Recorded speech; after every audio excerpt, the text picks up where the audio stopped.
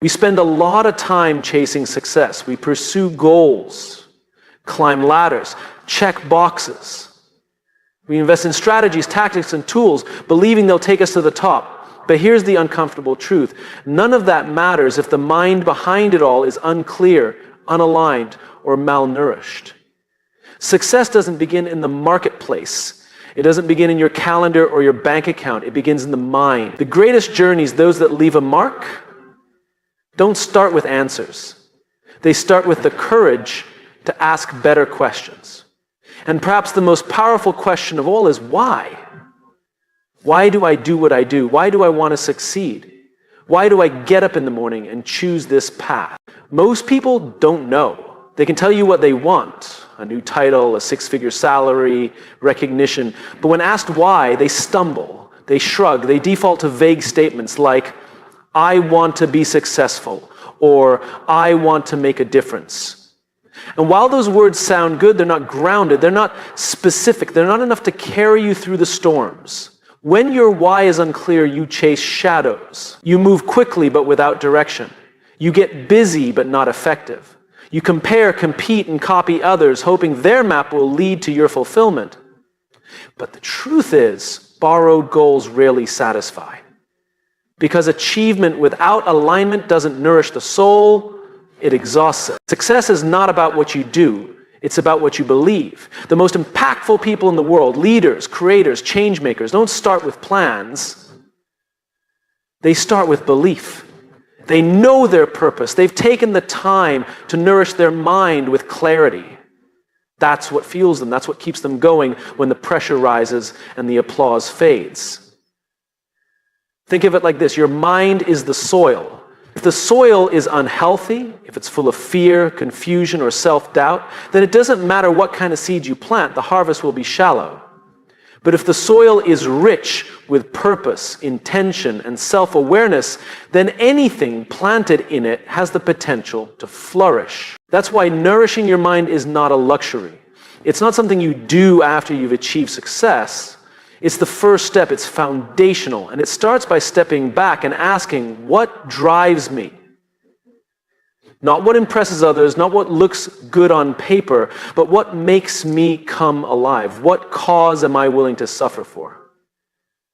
What kind of impact do I want to have, and why does that matter? This kind of reflection isn't easy. Forces us to sit in discomfort, to confront our insecurities, to admit that some of the things we've been chasing were never really ours to begin with, but it's necessary. Because once you have clarity of purpose, everything else begins to fall into place. You stop chasing approval.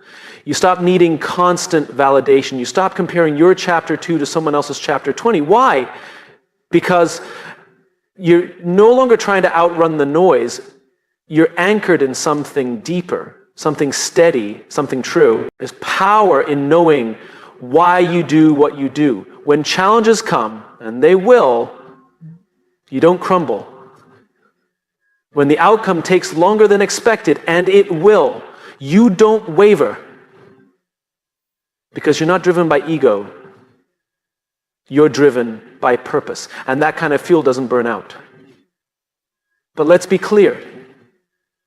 Clarity doesn't mean certainty.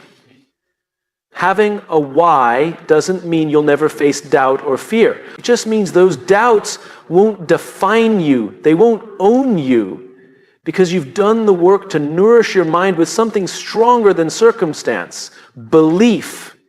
Now, someone might say, that's great, but I need practical results. I can't just live on purpose alone. That's true. But the mistake is thinking it's one or the other, heart or hustle, meaning or metrics. The best kind of success comes from both, but purpose must come first. Because when you start with why, the how and the what become clearer, more focused, more powerful. And when you nourish your mind first, success becomes sustainable. You're no longer climbing a ladder you don't believe in. You're no longer building someone else's dream. You're no longer running on fumes. You're choosing every day to build a life that reflects who you truly are. We see this all the time in leadership. The best leaders aren't necessarily the smartest or most talented. They're the ones who are grounded in purpose. They create cultures of trust because people follow belief, not bravado. They make bold decisions because they're not afraid to stand for something. They don't lead from the top, they lead from the inside out. And it's no different in our own lives. Whether you're an entrepreneur, an artist, a teacher, or a student, your effectiveness is amplified when your mind is nourished with clarity. You think differently, you speak differently, you act with intention, not impulse. You stop reacting and start leading. But none of that can happen until you make a decision to stop looking outward for direction and start looking inward for alignment. To stop asking, what should I do? And start asking, why does this matter to me? That shift, though simple, is powerful. It reorients your entire life around meaning instead of motion. So if you want to succeed, really succeed, in a way that doesn't just look good but feels right, start with your mind. Don't skip that step. Don't outsource it. Nourish it daily. Feed it with purpose. Align it with values. Protect it from noise. And above all, give it the space to ask better questions. Because the answers don't lead to success. The right questions do. And the most important one is the one that started it all. Why? We are all storytellers, every single one of us. But the most powerful stories we tell aren't the ones we share with the world. They're the ones we whisper to ourselves when no one's listening. They shape the way we see our potential, how we interpret failure, and how we define success. These stories don't just influence our decisions, they determine the direction of our lives. Every action we take is rooted in a belief, and those beliefs often come from the narratives we've absorbed over time. Some were handed to us by our parents, our teachers, our peers. Others we wrote ourselves, usually in moments of pain or uncertainty. I'm not good enough. I always mess things up. People like me don't succeed. These are not truths, they are stories. And if we don't examine them, we live inside them. We build our lives around them, and then wonder why we feel stuck. But here's the good news. If your mind is the author of those stories, then you can rewrite them. You can choose a new narrative. One that nourishes possibility instead of fear. One that calls you forward instead of holding you back. This isn't just about positive thinking, it's about self-awareness. It's about recognizing that your thoughts aren't facts, they're habits. And like any habit, they can be changed. But you can't change what you won't confront. And most people never confront their own inner narrative. They live reactively, unaware that the real obstacle isn't out there, it's the voice inside. Think about it. How many times have you talked yourself out of a risk, a conversation, an opportunity, not because you weren't capable, but because your inner story told you you weren't ready? How many times have you settled for less, not because it was all that was available, but because you believed it was all you deserved? We don't rise to the level of our ambition, we rise to the level of our self-belief. And that belief is constructed from the stories we repeat over and over until they harden into identity. But identity is not fixed, it's fluid. And when we become conscious of the stories guiding us, we can begin to reshape them with intention. This doesn't mean pretending everything is okay, it doesn't mean ignoring reality. It means telling the truth, not just about your circumstances, but about your strength. It means acknowledging the setbacks without letting them define you. It means shifting from I failed to I learned, from I'm not good at this to I'm growing, from I can't to I haven't yet. It's subtle, but it's everything. The most resilient people you'll ever meet aren't immune to fear. They've just trained themselves to interpret life differently. They don't see challenges as signs to stop. They see them as invitations to become. That's not because they're braver, it's because their inner story is built on growth, not limitation. You see this in the way they respond to failure, where one person might see a closed door, they see a redirection. Where someone else might internalize a loss as proof they're not enough. They see it as a necessary chapter in becoming more. That mindset isn't accidental, it's cultivated, it's practiced. And it begins with a choice to be intentional about what story you're telling. There's something powerful about realizing that your mind is always listening. The words you speak to yourself are shaping the neural pathways of your brain. Every time you repeat a belief, whether empowering or destructive, you're reinforcing a mental pattern that becomes easier to follow next time. That's how stories become self-fulfilling prophecies. You act in alignment with the narrative you believe. So if you tell yourself you're a procrastinator, you'll act like one. If you tell yourself you're unlucky, you'll look for evidence that supports that belief. But if you begin telling yourself that you're capable of showing up, of learning, of growing, then you begin to build a different kind of life, one grounded in possibility rather than fear. This is why nourishing your mind is not just about input, it's about interpretation. It's not just about what you consume, but how you frame it. Two people can face the same situation and walk away with completely different meanings. One walks away discouraged, the other walks away determined.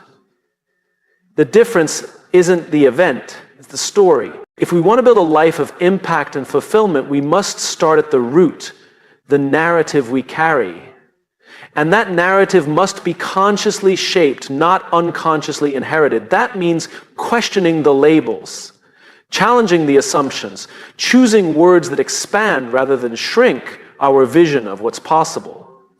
So the next time you catch yourself saying, "I always mess this up," pause. Ask, is that true? Or is it a story I've been repeating without thinking? The next time you're tempted to say, "I'm not good at this," ask, what would change if I said, "I'm learning this instead"? These small shifts compound. Over time, they form a new internal compass, one that leads you toward growth rather than away from it. And the most meaningful success doesn't come from hustle alone. It comes from alignment, from believing something true and good about who you are and what you're capable of, and then acting in a way that reflects that belief. That's the essence of integrity. That's the foundation of confidence. And it's built not on bravado, but on the quiet courage to rewrite your story one line at a time. Because the future isn't written yet. It's being written now with every thought, every belief, every sentence you say to yourself. So choose your story wisely. Feed your mind with something worthy of the life you're building. Make your inner dialogue your greatest ally. Because in the end, the story you live by becomes the life you live out. We often talk about success as if it happens in isolation, as if it's just about what's inside us, a drive, our mindset, our discipline. But there's another factor at play, one that we rarely pay enough attention to: our environment, the space we live in, the voices we hear, the people we surround ourselves with. All of it is shaping us every single day, whether we realize it or not. Your mind is always absorbing, like the body takes in nutrients from food, the mind takes in energy, ideas, and emotions from its surroundings. What you feed your mind is just as important as what you feed your body. But while most of us are careful about what we eat, we're far less intentional about what we consume mentally and who we allow to sit at our table. Environment is more than a place, it's a culture. It's the habits, expectations, conversations, and energy that fill the space around you. And those things either lift you up or pull you down. They either reinforce your growth or sabotage it. They either remind you of your purpose or distract you from it. If you surround yourself with people who complain all day, negativity becomes normal. If you spend time in spaces where everything is urgent and reactive, your nervous system starts believing that peace is dangerous. If the voices you hear online or in real life are constantly telling you you're behind, not enough, or missing out, eventually you'll start acting from fear instead of purpose. But the opposite is also true. If your environment is full of people who challenge you with love, who believe in your potential, who hold you accountable not just to performance but to character, then your mind starts operating from a different foundation. You stop striving for approval and start leaning into alignment. You stop reacting and start creating. We are not as independent as we think. Humans are deeply social creatures. We mirror what we're exposed to. It's not weakness, it's biology. And if we know that, we can use it, and we can shape our environment with intention instead of letting it shape us by default. The problem is many of us stay in environments we've outgrown because we're afraid of what change will cost. We stay in friendships that drain us because of history. We stay in routines that dull our thinking because they're familiar. We tolerate noise, clutter, chaos externally and mentally because it feels easier than disrupting the pattern. But here's the cost of staying stuck. Potential withers. Dreams shrink. Purpose gets drowned out by noise. And over time, we begin to believe that the smallness of our environment is the limit of what's possible for us. Changing your environment doesn't always mean moving cities or quitting your job. Sometimes it means rethinking who you text when you're confused, who you let influence your thinking, what you allow into your ears and eyes the moment you wake up.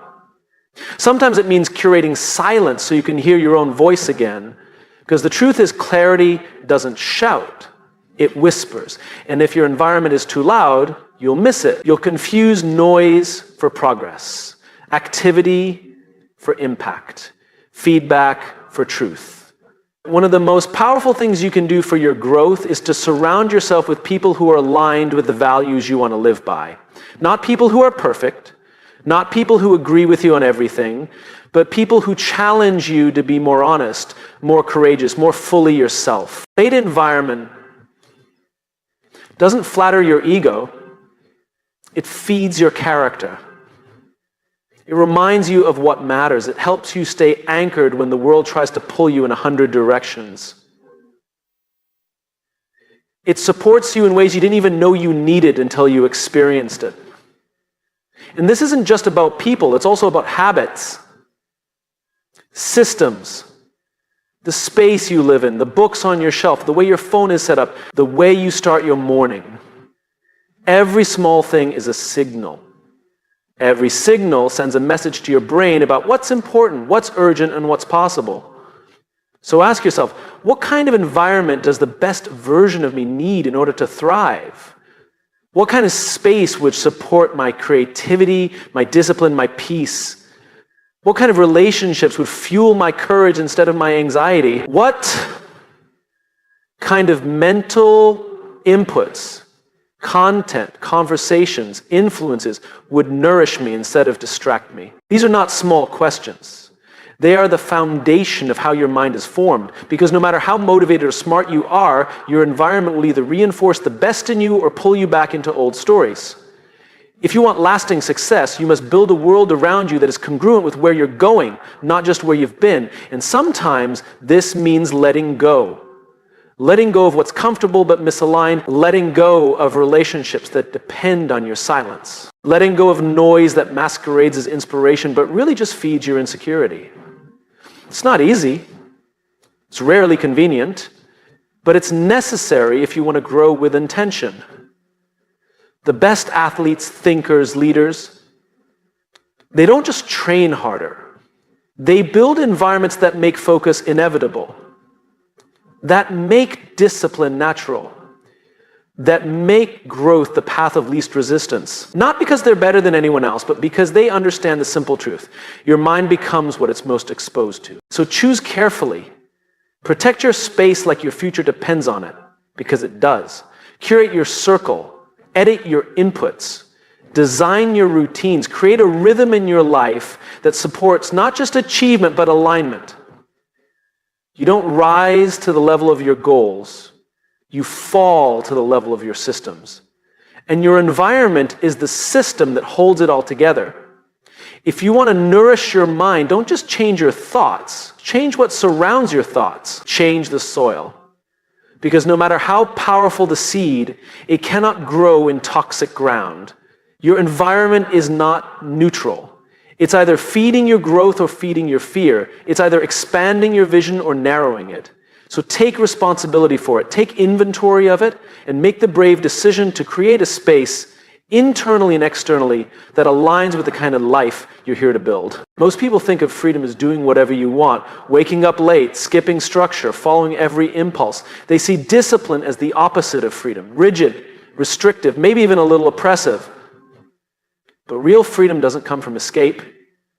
It comes from mastery. It's not about doing whatever you feel like. It's about doing what truly matters, even when you don't feel like it. And that takes discipline, not as punishment, but as power. We live in a world of instant gratification. Everything is available on demand. We can swipe for entertainment, tap for food, scroll for dopamine. And while technology has brought convenience, it's also trained our brains to avoid discomfort. We want results without resistance, progress without patience, growth without grit.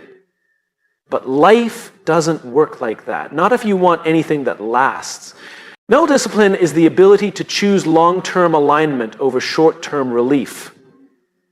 It's the muscle that allows you to act on your values instead of your mood. And like any muscle, it's built through repetition, through small, quiet, daily choices that no one sees but that shape everything. When we think about success, we often focus on goals. But goals are just destinations. Discipline is the vehicle that gets us there. Without it, intentions remain wishes. Plans stay on paper. Dreams stay in our heads. Discipline bridges the gap between what you want and who you're willing to become to get there. And yet we resist it. Why? Because discipline demands discomfort. It requires us to say no when we want to say yes. It forces us to confront our own excuses. It holds up a mirror and says, are you serious about this or are you just interested? Truth is, we all crave freedom. But we often chase the version that feels good now and costs us later. We sleep in instead of showing up. We procrastinate instead of preparing. We scroll instead of studying. And slowly, without noticing, we give away our freedom, piece by piece, to our impulses. We let our habits become cages, but mental discipline reverses that process. It reclaims your freedom by making you the author of your actions, not a slave to your urges. It says, I don't need to feel ready. I choose to show up anyway. That mindset, that ability to act in service of what you care about rather than what feels easy, is one of the most powerful things you can cultivate. It's not about being harsh with yourself. It's not about perfection or punishment. True discipline is rooted in love. Love for your future self, love for your potential, love for the people depending on you to bring your best to the table. When you love something deeply, you protect it with discipline. You don't let distraction steal from it. You don't let convenience weaken it. And this matters not just in big moments, but in the everyday. The way you do small things becomes the way you do everything. How you show up to the things that don't matter shapes your capacity for the things that do. Discipline is forged in ordinary moments. When you follow through on your promises, when you hold the boundary, when you keep going even when motivation fades. That's another key truth. Discipline outlasts motivation. Motivation is a spark. Discipline is the firewood. You can't rely on being inspired every day. Some days you won't feel like it. You'll be tired, discouraged, distracted. But discipline doesn't ask how you feel. It asks what matters most, and then it leads you there. Mental discipline is not about control for control's sake. It's about alignment. It's about making sure your actions are consistent with your values, your purpose, your why. Without that consistency, you'll be pulled in 100 directions. You'll say yes to too many things. You'll live reactively instead of intentionally, and eventually you'll lose the sense of agency that creates real confidence. People often talk about confidence as something you either have or don't, but confidence is not a trait. It's a result. It's what you build when you keep your word to yourself, when you do what you said you do, especially when it's hard. Every time you follow through, your brain learns, I can trust myself. That trust is the foundation of unshakable confidence. And it's earned through discipline. One of the greatest forms of mental freedom is peace. Not the kind that comes from quiet rooms and spa days, but the kind that comes from knowing you're in integrity with your values, that you're not hiding from yourself, that you're not making excuses, that you're doing the work even when it's hard. That kind of peace is priceless. And it only comes when your mind knows you're leading it, not the other way around. But let's be clear, discipline isn't about always doing more. Sometimes, discipline means resting when your body needs it, saying no when your calendar is full, stepping back to reflect instead of pushing through mindlessly. Discipline is not rigidity, it's clarity, and clarity gives you the freedom to act on what matters instead of reacting to everything that doesn't. We've been taught that freedom is the absence of structure. But in truth, freedom thrives within structure. Just like music needs rhythm, just like great art needs form, your life needs systems that support your highest values. Discipline builds those systems. And once they're in place, you don't have to waste energy deciding every day. You just do what matters. You flow instead of forcing. You create instead of coping. So if you want to be free, truly free, don't run from discipline. Embrace it, build it, practice it. Not because you have to, but because you believe your life is worth showing up for fully. Because you know that freedom is not the absence of obligation, but the presence of purpose. Mental discipline is not a cage. It's the key to a life that reflects who you really are. The key to becoming someone you respect when no one's watching. The key to building something that lasts. And not just success, but significance. And that journey begins with a decision. A decision to stop waiting until you feel ready. A decision to show up, not just once, but over and over again. A decision to lead your mind instead of being led by your moods. Freedom is not given, it is earned. And discipline is how you earn it, one choice at a time. There's a truth we all need to hear, but few of us take seriously enough. Your mind is not a garbage bin. It is not a place to dump every random opinion, every toxic thought, every loud headline, or every mindless piece of content that scrolls across your screen. Your mind is soil, and what you plant in it determines what will grow.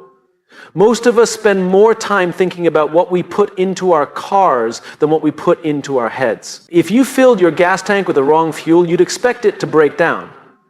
But we flood our minds daily with anxiety, comparison, outrage, and distraction, and then wonder why we feel stuck, exhausted, and uninspired.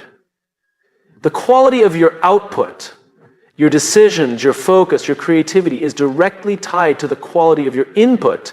What you feed your mind, you fuel your future. That's not just a metaphor, it's a pattern. If you put in garbage, you get garbage. If you put in clarity, wisdom, and purpose, you get vision, direction, and strength. Feeding your mind isn't just about reading good books or listening to insightful podcasts, though that helps. It's about guarding your mental diet with the same care you'd give to something sacred, because it is. Your mind is the lens through which you experience the world. It's the filter that decides what you notice, how you respond, what you believe is possible. And that lens is shaped daily by what you consume. Every conversation, every article, every thought, it's all shaping you, slowly, quietly, but constantly. The scary part is that we often don't notice the influence until it's already taken root. Until our minds are no longer responding to our purpose, but reacting to our environment. Imagine waking up every day and pouring sugar into the engine of a high-performance car. No one would do that intentionally. But when we wake up and immediately fill our heads with chaos, noise, and negativity, that's exactly what we're doing to our minds. And we pay for it. Not just in how we feel, but in how we think. Over time, you begin to adopt the mindset of what you consume. You start to normalize distraction.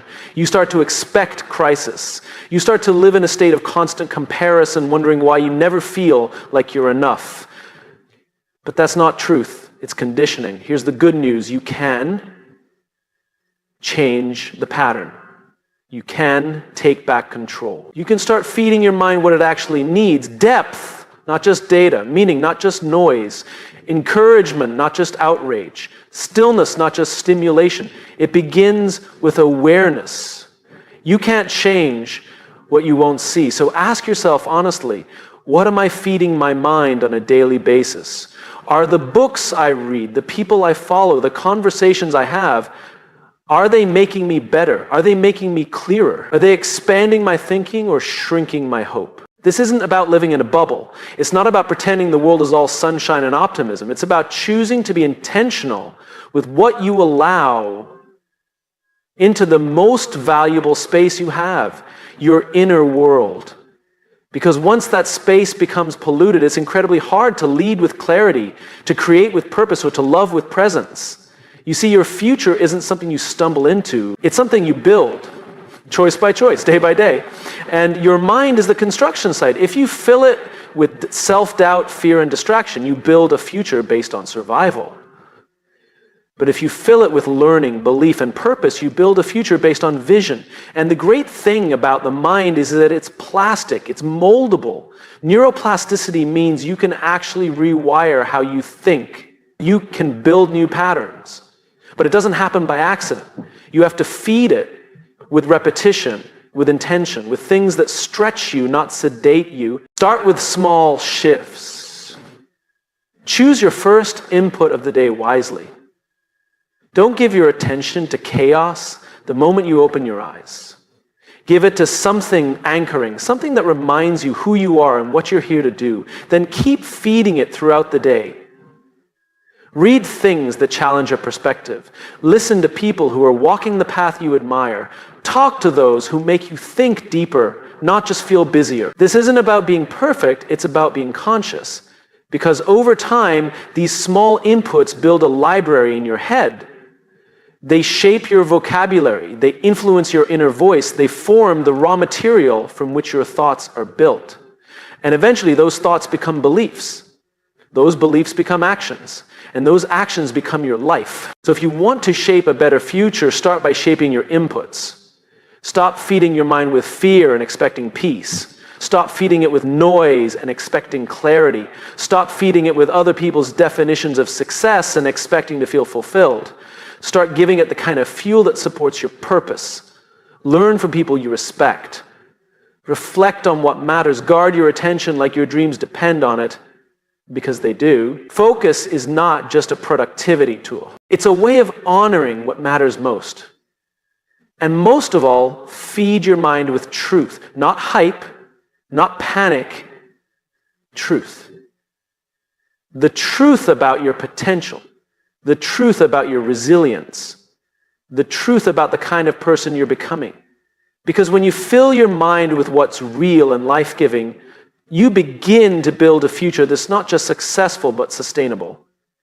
In the end, it's simple. You become what you can. The future you build will rise or fall based on the fuel you choose. So choose well. Feed your mind like your future depends on it, because it does.